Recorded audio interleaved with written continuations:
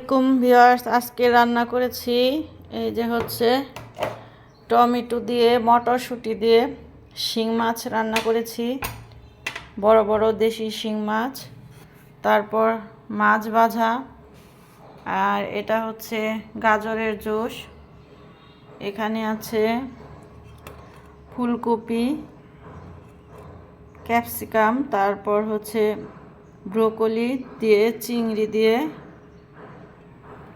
আর ডিম সিদ্ধ করে রেখেছি। আর এখানে আছে পালং শাক চিংড়ি দিয়ে, লেবু, মুরগির মাংস, দেশি মুরগির মাংস, গরুর মাংস,